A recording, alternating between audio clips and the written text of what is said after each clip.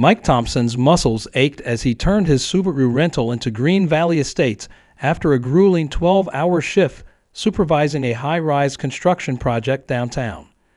The April sunset painted the manicured neighborhood in golden hues, a stark contrast to the industrial site he left behind. All he wanted was a shower, a beer, and to collapse into his recliner. Instead, he slammed on the brakes, causing his lunch cooler to tumble from the passenger seat. His driveway was empty. His pride and joy, a meticulously maintained cherry red 2018 Ford F-150 with custom detailing and aftermarket wheels that had cost him 3 years of overtime shifts, was gone. The rectangular oil stain that normally sat beneath it was the only evidence it had ever existed. "What the hell?" Mike muttered, jumping out of the rental and scanning the street, thinking perhaps he'd suffered some bizarre memory lapse. The truck wasn't there yesterday. He'd been driving the rental for a week while recovering from minor knee surgery that made operating the truck's clutch temporarily painful. Heart pounding, he called the police, pacing the length of his empty driveway as he reported the theft. Officer Mendez arrived 20 minutes later, notebook in hand. "I'm afraid I have some bad news, Mr. Thompson," the officer said after making a call. "Your vehicle wasn't stolen. It was towed at 2:17 p.m. at the request of your homeowners association." Mike's jaw dropped. "That's impossible. I haven't violated any." The tow company had proper authorization paperwork signed by. Officer Mendez checked her notes. A Ms. Karen Winters, Environmental Compliance Officer for Green Valley Estates. Environmental compliance. That's not even a real position. Mike's voice echoed down the street, causing curtains to twitch in nearby windows. After the officer left, Mike checked his mail, finding a certified letter he'd needed to sign for. Inside was a single sheet of HOA letterhead with one typed line: "Vehicle in violation of new environmental standards, Bylaw 7.3. The signature at the bottom belonged to Karen Winters, a name Mike had heard whispered with dread at neighborhood barbecues, but had never had reason to fear. Until now. Karen Winters hadn't always been the neighborhood tyrant. 2 years ago, she'd moved into the stately colonial at the end of Maple Court following an acrimonious divorce from a petroleum executive. The settlement had left her financially comfortable but emotionally bitter, and she channeled that energy into reinventing herself as an environmental crusader. At 54, Karen maintained the polished appearance of someone who'd once hosted corporate dinner parties.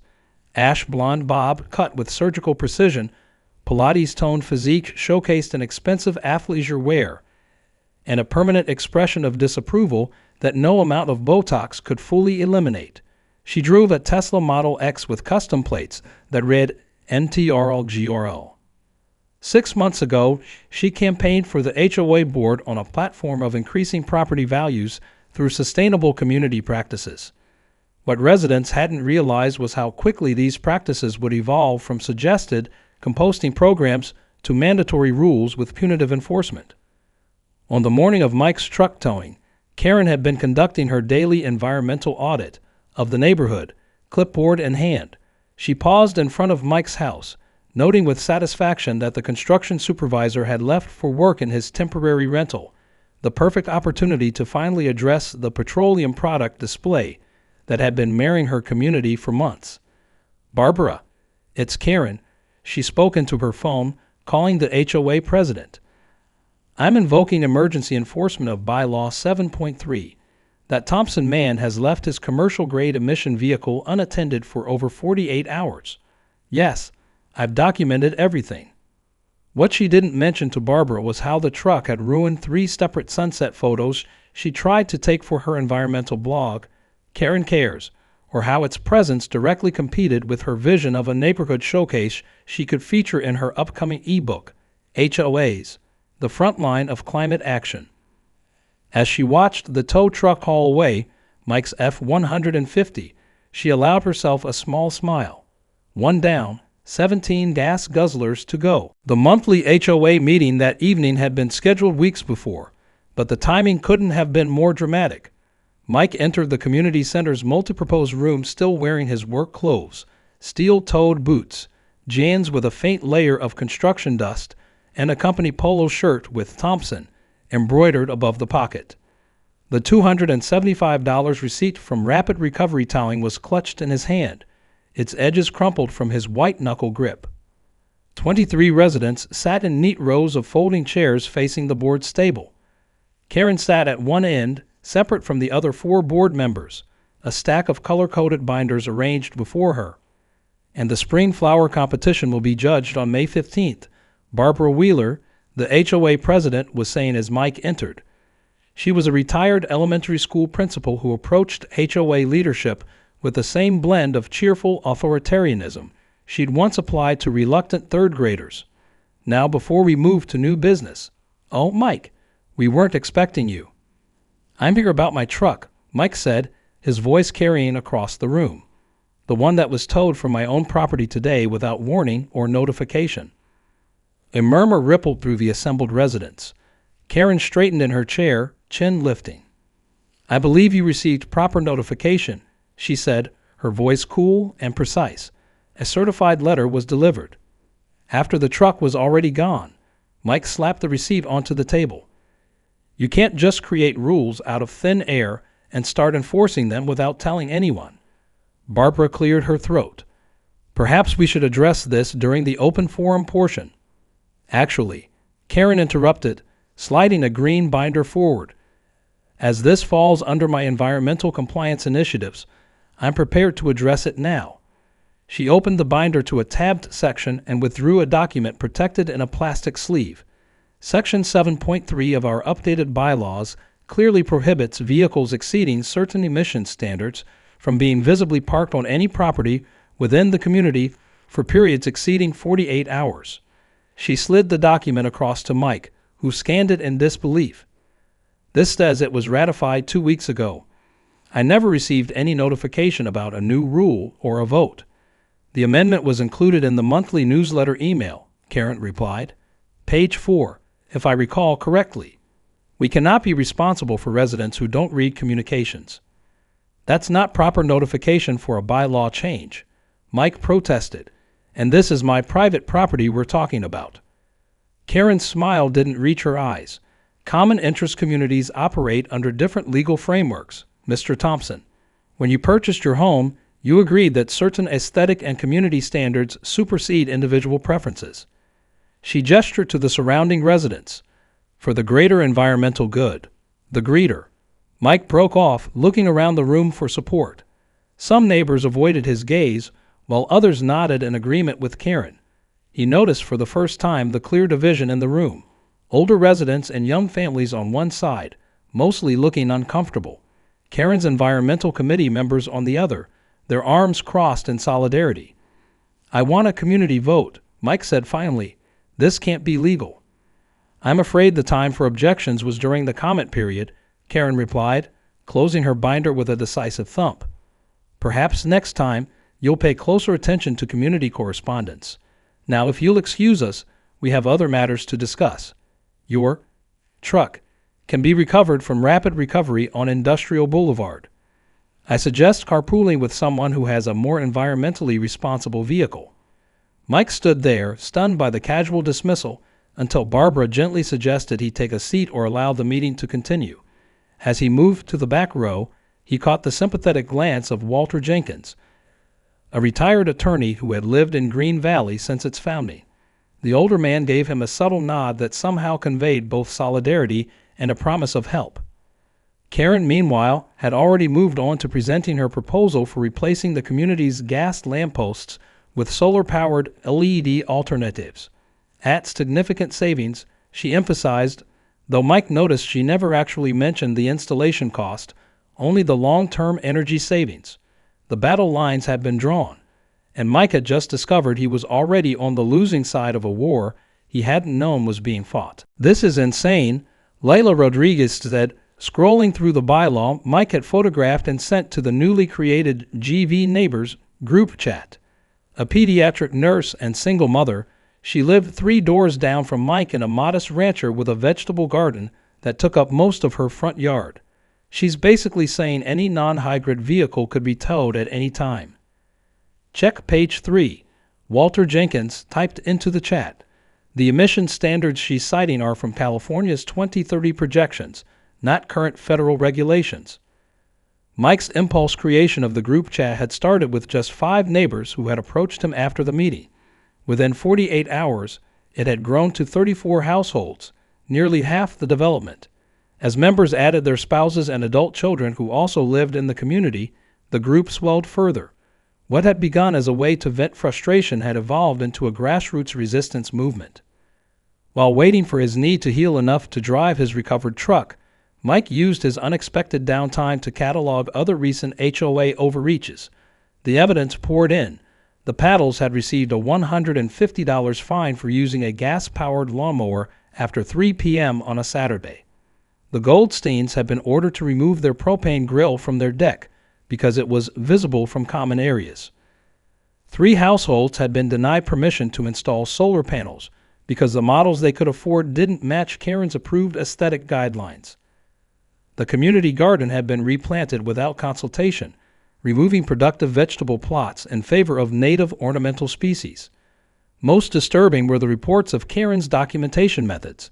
Several residents shared security camera footage of her photographing their homes, vehicles, and even peering into windows and garbage bins during her environmental audits. This isn't even about the environment anymore, Dave Sorensen, a high school science teacher, wrote in the chat. I drive a Prius and compost everything, but she cited me for having my recycling bin improperly oriented last week. It's about control. Walter, who had been unusually quiet for several hours, finally rejoined the conversation with a bombshell. I've reviewed our community charter. Bylaw amendments affecting property usage rights require 75% homeowner approval, not just board approval. Karen pushed this through improperly. The chat exploded with outraged messages. Meanwhile, across the neighborhood, Karen was conducting her own digital campaign. Her Green Valley Vision email newsletter featured Mike's truck prominently in its community eyesores section, alongside unflattering photos of other violations. She described Mike as aggressive and confrontational at the meeting, warning that certain elements are resistant to maintaining our community standards and property values. The growing resistance hadn't escaped her notice. That evening, she called an emergency executive session of the board. We have a rebellion on our hands, she announced dramatically to the 4 other board members gathered in Barbara's living room. Thompson is organizing residents against legitimate environmental protections. Barbara looked uncomfortable. Karen, several people have called me questioning the process. Are you certain we followed proper procedure with that emissions bylaw? Absolutely, Karen said without hesitation. Legal reviewed everything. It wasn't technically a lie. Her nephew, a first-year law student, had indeed reviewed the document, though his expertise was hardly comprehensive, and he'd merely commented that it looked official enough. Perhaps we should pause enforcement until the next meeting, suggested Richard Torres, the board treasurer and newest member. Karen fixed him with an icy stare. Hesitation now would completely undermine our authority. We need to present a united front. What she didn't share was that she'd already printed violation notices for 17 more vehicles, including Barbara's husband's vintage Mustang that he drove only on special occasions. Some might be spared if their owners showed proper deference to the board's authority. Others would serve as necessary examples. The community was dividing rapidly into camps, with social interactions becoming strained. Longtime friends found themselves on opposite sides, and block party invitations suddenly became political statements. Through it all, Karen maintained her daily walks, clipboard in hand, meticulously documenting every infraction while ignoring the curtains that now closed as she passed. Mike sat at his kitchen table, surrounded by printouts of Green Valley's founding documents, bylaws, and state regulations governing homeowners associations. His knee was healing, but his resolve had only strengthened during his enforced downtime. Walter Jenkins sat across from him, magnifying glass in hand as he examined the fine print of the community charter. This is precisely why I kept hard copies of everything, the retired attorney said, tapping a paragraph with his finger. Digital documents can be altered without proper documentation of changes. Mike rubbed his eyes. So you're saying the board not only failed to get the required 75% homeowner approval, but they also didn't file the amendment properly with the county. Correct. And the notification requirements specified in our charter were clearly not met. Walter removed his reading glasses. We have multiple grounds for challenging this. The question is how to proceed strategically. Before Mike could respond, his phone buzzed with a text from Layla. Karen just left another notice on your door. I'm watching from my window. Seriously? Mike moved to his front window, spotting the now familiar green envelope tucked into his door frame. From across the street, he saw Lila wave from her porch. The notice cited him for excessive petroleum staining on driveway surface, with a $200 fine and 48-hour remediation requirement. She's retaliating, Mike said, showing Walter the notice. I pressure washed that driveway last weekend. Walter nodded grimly. Document everything. Take photos, save all notices, record any interactions. This is becoming harassment. Over the next week, Mike received daily violation notices for increasingly absurd infractions. Improper mailbox height, though it hadn't changed in 5 years, excessive water usage based on sprinkler operation, though he hadn't turned them on yet that season, and even improper holiday decoration storage, because Karen claimed she could see his Christmas lights box through his garage window. The tipping point came when Mike's truck, now back in his driveway, was targeted again. He had just returned from physical therapy when a rapid recovery tow truck pulled up. Not this time, Mike said, hurrying outside despite his still tender knee. He showed the driver his petition documentation and Walter's legal opinion letter challenging the bylaw. The driver, the same one who towed his truck previously, examined the papers. Look, man, I'm just doing my job, but this seems like a mess. I don't want to get in the middle of a legal dispute. He radioed his dispatcher, explained the situation, and eventually drove away empty-hooked. 20 minutes later, Mike's doorbell camera captured Karen marching up his driveway, phone to her ear. I don't care what liability concerns your company has, she was saying, her voice sharp enough to cut glass. The agreement clearly states. She stopped abruptly, noticing the camera, then leaned toward it, all pretense of composure gone. You think you're clever, don't you? Do you have any idea the damage people like you are doing? Your gas-guzzling monument to excess is literally killing our planet. You're personally responsible for the deaths of polar bears and the flooding of coastal cities. The unhinged rant continued for nearly 2 minutes before she realized she was creating a perfect record of harassment. She stopped mid-sentence, composed herself with visible effort, and turned away, but not before delivering a final, quieter threat. This isn't over, Thompson. The video went viral within the Green Valley chat group within hours. Even some of Karen's environmental allies cringed at the display. Filing for an emergency hearing tomorrow. Walter messaged the group. We now have documented evidence of targeted harassment. You're sure about this? Mike asked, standing beside Walter in front of a modest ranch house on Sycamore Lane. It was Saturday morning, and they were about to approach the one person in the neighborhood who might hold the key to understanding Karen's vendetta. Eleanor Pham had lived next door to Karen since before the divorce that had transformed the once corporate wife into an environmental crusader. At 72, Eleanor was a retired journalist with a reputation for blunt honesty and a general distaste for HOA politics. She'd never joined the community chat, preferring face-to-face conversation to digital communication. Ms. Pham answers her door at 10:15 every Saturday after returning from the farmer's market, Walter explained. She's a creature of precise habits, and she notices everything. Right on cue, a compact Volvo wagon turned into Eleanor's driveway. The petite woman who emerged carried canvas bags of fresh produce, which Mike immediately offered to help carry inside. So you're the truck man, Eleanor said once they were seated in her sunroom, tea brewing in an electric kettle. I've been wondering when you'd get around to asking me what I know. Mike exchanged surprised glances with Walter. You've been expecting us.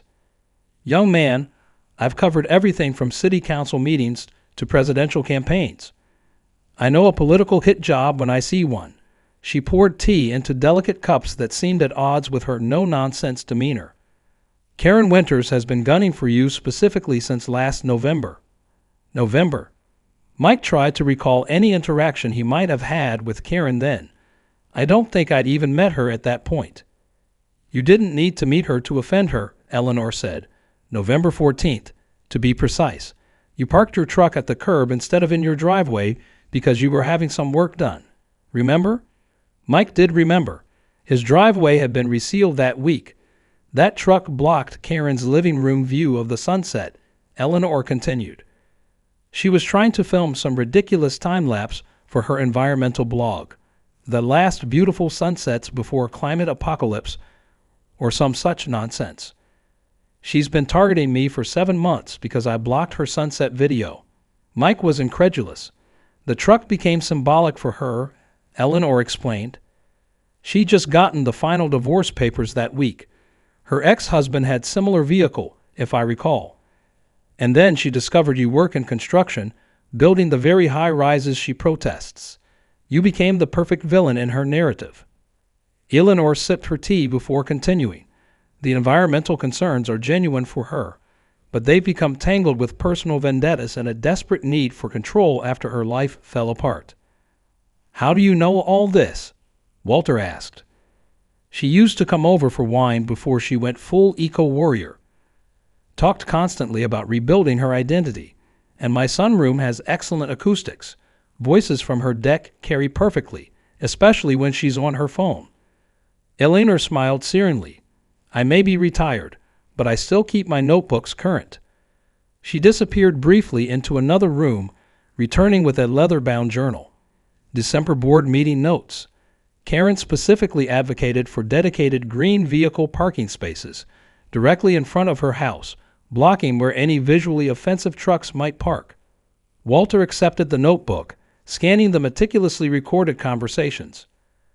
This is invaluable, Ms. Pham. There's more, Eleanor said. Karen's environmental consultancy isn't doing well. She needs the success of these Green Valley initiatives for a book deal she's negotiating. HOA environmental enforcement, or something equally thrilling. The sarcasm in her voice was knife-sharp. Your resistance threatens her last chance at financial independence from her ex-husband's alimony. As they prepared to leave with photocopies of Eleanor's relevant notes, she offered one final observation. Karen isn't evil, just broken and desperate. That makes her more dangerous, not less. Cornered animals fight the hardest. Armed with this new understanding, Mike and Walter decided to confront the issue directly at the emergency board meeting scheduled for Monday evening, a meeting called specifically to address the growing community discord that Karen had blamed entirely on Mike's agitation. What they didn't anticipate was that Karen had been conducting her own investigation. Through community gossip and strategic eavesdropping, she learned of their visit to Eleanor, and she was preparing a preemptive strike that would change the entire narrative. The community center parking lot was filled beyond capacity, with cars lining the adjacent streets for the Monday night emergency meeting. Inside, the normally spacious multipurpose room felt claustrophobic with nearly 150 residents packed in, almost the entire adult population of Green Valley Estates. Barbara Wheeler looked overwhelmed as she called for order, her elementary school principal voice barely cutting through the buzz of conversation. The 4 board members sat at their usual table, with Karen positioned slightly apart, surrounded by her green binders and a new addition, a laptop and portable projector. Due to unprecedented interest, Barbara began, we'll modify our usual format. We've planned 30 minutes for the board to address community concerns, followed by a moderated discussion. Karen immediately stood. If I may, I've prepared a presentation that I believe will address many questions and clear up misinformation that has been circulating. Before Barbara could respond, the lights dimmed and Karen's presentation appeared on the wall. Green Valley Environmental Initiative, Facts versus Fiction. What followed was a masterclass in narrative manipulation. Karen portrayed herself as a dedicated environmental advocate facing harassment and resistance from entrenched interests. Without naming Mike directly, she referenced certain construction industry professionals who prioritized convenience over community. Her slides included cherry-picked data about declining air quality in their county, property value projections showing premium prices for green communities, and testimonials from residents of other neighborhoods who had implemented similar standards.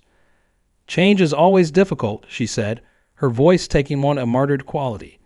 "But we must ask ourselves what kind of community we want to leave for our children and grandchildren." She concluded with a sunset photo taken from her living room. "This is the view many of us cherish, a view increasingly marred by oversized vehicles, excessive energy usage, and outdated thinking." The room remained silent as the lights came back up. Karen smiled confidently, clearly believing she had regained control of the narrative. Walter Jenkins rose slowly from his seat in the front row. "That was quite moving, Ms. Winters," he said, his courtroom voice carrying effortlessly. "Now, shall we discuss the actual legal issues at hand? Specifically, the board's failure to follow proper procedure for bylaw amendments, the targeted harassment of specific homeowners, and the apparent personal motivations behind what has been presented as community policy." He approached the board table, placing a stack of documents before each member. "You'll find here documented evidence that Bylaw 7.3 was never properly ratified, that notification requirements were not met, and that enforcement has been selectively applied." Karen's face flushed. "This is absurd. The board approved." "The board's approval is insufficient for amendments affecting property usage rights," Walter continued calmly. "Section 12 of our community charter requires 75% homeowner approval for such changes. No such vote was ever held." Richard Torres, the board treasurer, flipped through the documents with growing concern. "He's right, Barbara. This amendment wasn't properly ratified. Furthermore," Walter continued, "we have evidence of a pattern of targeted enforcement against specific residents." He nodded to Mike, who stood and connected his phone to the projector. The doorbell camera footage of Karen's rant played for the entire room. Gasps and murmurs spread as they watched her unhinged behavior and explicit threats. "I have received 14 violation notices in the past 9 days," Mike said when the video ended, "many for infractions that don't exist or that other homes on my street also have but weren't cited for." More residents stood to share similar experiences, describing how they'd been targeted after questioning Karen's initiatives or simply for having older vehicles or gas appliances. Karen's composure cracked. "This is a coordinated attack. You don't understand what's at stake." She turned to Barbara desperately. "We can't let them undo all our progress because of technicalities." Barbara looked pained.